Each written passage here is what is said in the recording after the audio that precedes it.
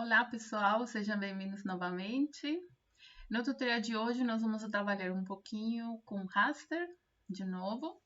E no vídeo de hoje eu gostaria de compartilhar com vocês como obter um mapa de cluster a partir de vários rasters. Então, somente para fazer uma pequena explicação aqui para vocês, o que nós basicamente vamos fazer hoje é ter uma série de variáveis, aqui é só um exemplo, não são essas variáveis, com exceção de algumas, por exemplo, elevação, a imagem de satélite, principalmente, e outras variáveis de terreno, e vamos tentar agrupar todas elas e tentar extrair a maior quantidade possível de informação para obter um mapa só, com vários grupos, no caso 5 ou 10 grupos, e para ver como nós podemos reduzir essa informação para um mapa que nos mostre onde estão essas áreas que nós consideramos como mais homogêneas, dependendo das características do terreno e das características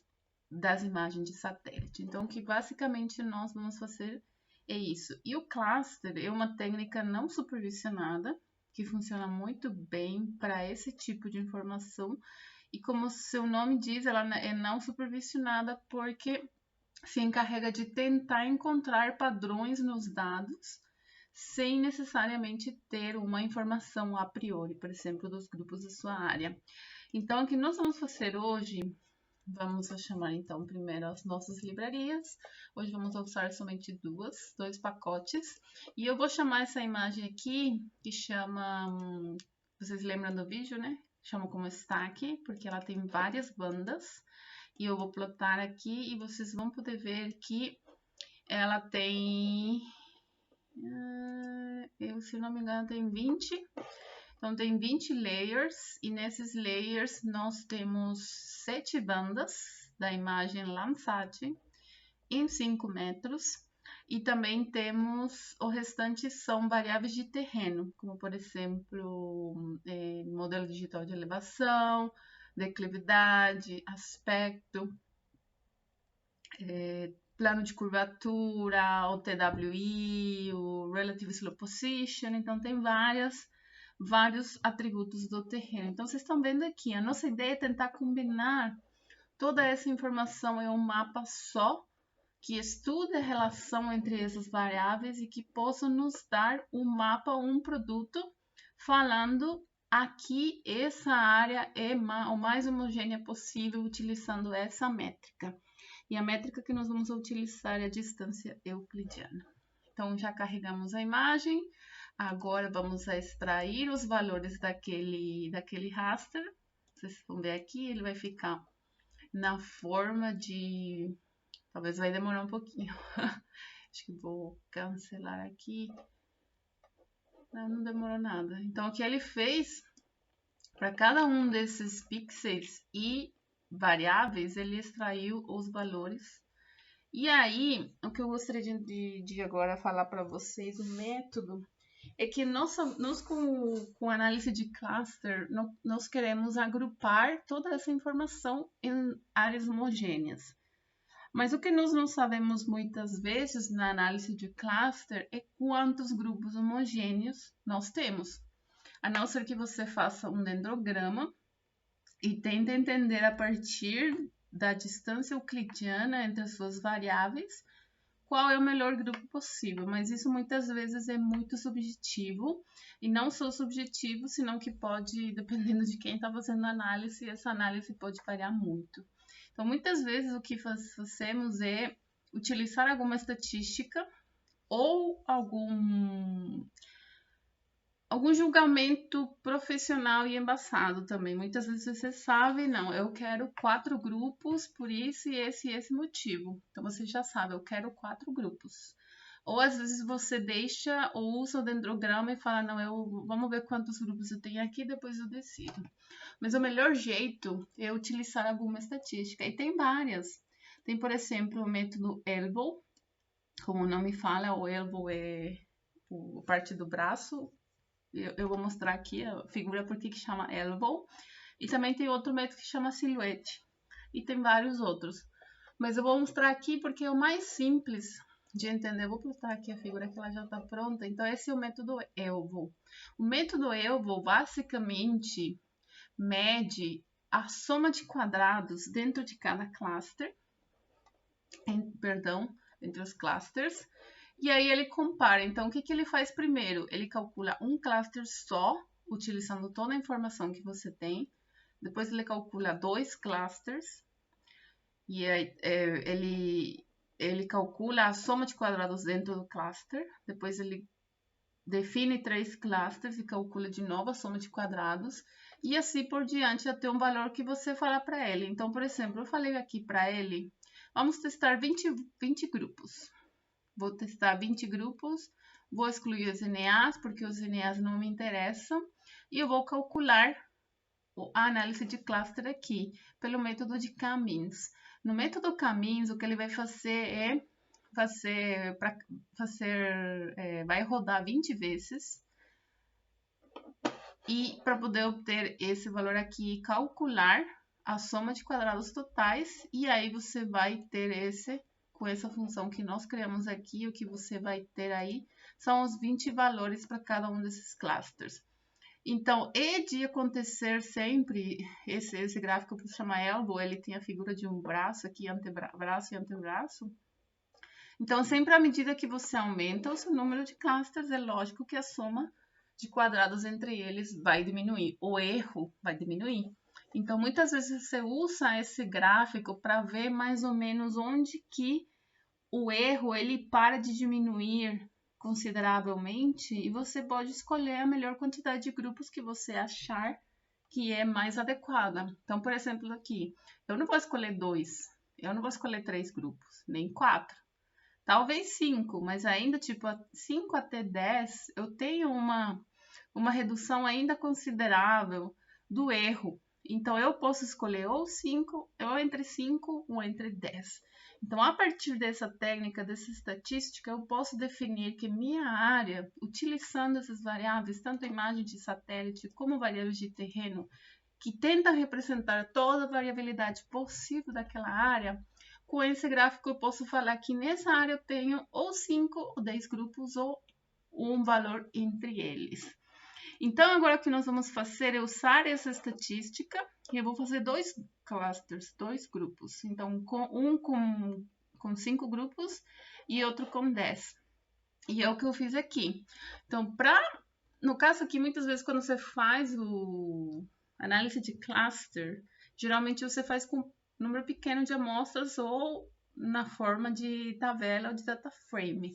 Mas no caso aqui, você pode diretamente fazer com um raster. Você pode usar essa função que é do cluster, que é o cluster clara, que ela serve especificamente para trabalhar com um grande conjunto de dados. Então, você passa aí a sua informação, que se vocês se lembram, está sem o NA, o número de clusters que você quer, que no K-means é representado pelo valor K, e a função que nós falamos que vamos utilizar, que é para medir a dissimilaridade ou a similaridade entre as amostras, que é a distância euclidiana. E aí ele considera uma amostra para calcular essa distância euclidiana, porque se ele usar todo o conjunto de dados, vai ser uma loucura. Vai ser uma loucura. Então, ele pega esse conjunto de forma aleatória e ele cria esse número de clusters. Então, vamos ver aqui o resultado. Eu já rodei porque ele vai demorar muito para rodar. Então, esses são os resultados. E aí, o que nós fazemos agora é simples, super simples. Aí, acabou. Podemos terminar aqui. Mas o que vamos fazer agora é criar um índice para poder transferir esse resultado na forma de raster. Então, eu crio um índice usando o meu raster original para ter um valor para cada pixel. Depois eu crio uma nova variável e eu transfiro o meu raster para essa nova variável, mas eu faço ela como NA. E aí depois eu uso esse índice e esse cluster NA para transferir esses valores aqui, que são os valores ou o número de cluster aqui para todos os pixels. Então, essa função aqui, o que ela fez foi usar uma amostra para criar tanto o cluster 5 como o cluster 10, mas ele criou para todos os pixels.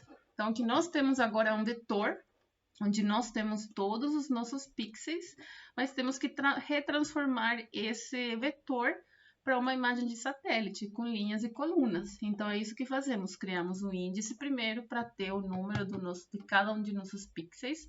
Transferimos o nosso raster para uma nova variável, ou, na verdade, estamos duplicando, mas fazemos ela como NA. Vocês vão ver aqui, eu posso trazer isso aqui e vou plotar. Então, primeiro aí transferimos, fazemos uma cópia do nosso raster, depois transformamos ele para NA, tudo NA, e aí ela vai ficar branca. E agora nós vamos usar esse índice que nós criamos lá em cima para poder transferir cada um de nossos rasters. Então, vou transferir primeiro o cluster 5, que tem todos os valores para todos os pixels, divididos em 5 grupos. Eu vou criar uma paleta de cores com 5 valores, usando essa paleta aqui, o Red, Yellow e Green. E depois eu vou plotar aqui o meu cluster. Então, vocês podem ver aqui, olha que coisa mais linda. Então, partindo de um conjunto de variáveis, você está reduzindo a informação, o número de variáveis, para tentar entender qual que é a relação entre essas variáveis e como que nós podemos agrupá-las. Então, vocês estão vendo que aqui essa região é em verde, é tudo um grupo, considerando o comportamento espectral e a variabilidade do terreno, na forma das variáveis que nós estamos utilizando, toda essa região verde é semelhante, toda essa região laranja aqui é semelhante, a região em vermelho também é semelhante, e aqui essa região verde, que muito provavelmente, se não me engano, é vegetação nativa ou é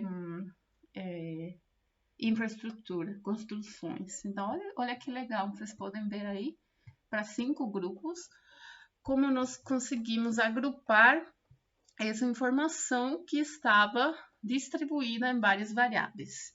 E para que isso serve? Vocês vão me perguntar. Sempre surge essa pergunta. Isso serve para muitas coisas, principalmente para mapeamento de classes de solo ou para mapeamento de landforms, para saber onde estão essas áreas que são mais semelhantes possíveis. Para zonas de manejo de produtividade, por exemplo, eu sei que essa região é bem parecida. Por exemplo, posso também usar aqui informação de produtividade de alguma cultura, ou um mapa de solo, ou alguma outra informação que esteja relacionada com a produtividade, e eu posso definir zonas de manejo. E uma das informações que mais se utiliza para zonas de manejo é o NDVI. Então, tem muita gente que usa o NDVI. O NDVI é um índice espectral, índice de vegetação espectral, que representa o vigor das plantas. Então, é muito, muito utilizado para saber a questão, qual que poderia ser a variabilidade das plantas. E isso também, lógico, vai representar o solo. Então, tem várias aplicações. Também tem uma questão, por exemplo, quando você quer fazer a amostragem, quando você quer amostrar o solo, você não pode sair e falar, eu vou amostrar aqui porque eu quero. Não, não tem isso. Você tem que saber muito bem onde você vai coletar essas amostras. E muitas vezes esse agrupamento que vocês estão vendo aqui vai te indicar que a amostra que você coletar aqui muito provavelmente vai ser muito parecida, a distribuição ou a variância dessa área vai ser muito pequena, a variabilidade das amostras que você coletar aqui. E tendo isso em consideração, você pode considerar toda essa área semelhante e somente coletar um pequeno número de amostras. Então, aí tem várias aplicações. A questão de análise de cluster tem muitas aplicações. Agora, eu vou trazer o número 10 para que vocês vejam aqui. Só vou trocar o nome. Eu vou criar agora uma paleta de cores com essa função que é o Brever-Poll. Você pode aqui definir, que é o número 10. E vou usar a função Spectrum. Então, vou plotar agora. Vamos ver. Vocês vão ver a diferença. Olha que coisa mais linda. Quando você coloca muitos grupos, muitas vezes, isso é uma coisa importante a se analisar também. Às vezes, mesmo que a estatística esteja te indicando o número 10 de grupos que é o melhor, a diferença na soma de quadrados entre o grupo 5 e o grupo 10 é muito baixa e não é significativa. Então, você acaba tendo uma segmentação desnecessária. Talvez é isso que está acontecendo aqui. Eu vou ampliar para ver se dá. Vou só ampliar aqui, vamos ver se vai dar para ver essa diferença. Então, estão vendo? Acho que o número 5 ficou muito melhor. O número 10 já segmentou demais. Vocês estão vendo? 1, 2, 3, 4, 5, 6, 7, 10. Então, tem aqui, acho que aqui não segmentou. Aqui ele considerou tudo igual. Então, depois é bom também você ver o que está tendo lá. Por que está tendo essa segmentação nesses locais. Então, aqui ele fez tudo. Aqui, possivelmente, um grupo só.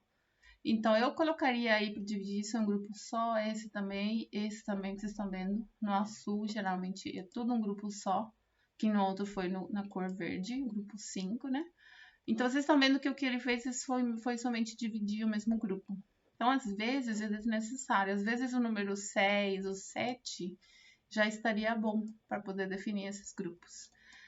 Então, vocês estão vendo aí uma aplicação bem interessante e eu acho que a maior questão desse tipo de análise é realmente conhecer a homogeneidade da sua área ou a dissimilaridade da sua área. Então, eu acho uma técnica interessantíssima, principalmente para entender melhor a variabilidade, principalmente dos nossos solos, ou a variabilidade da produtividade das culturas e por aí vai.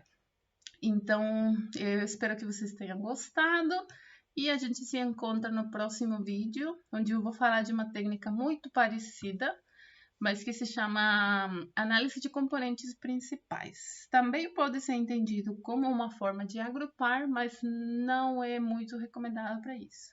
Mas eu explico mais no próximo vídeo para vocês. Então, muito obrigada por assistir até aqui e a gente se encontra no próximo vídeo. Até a próxima!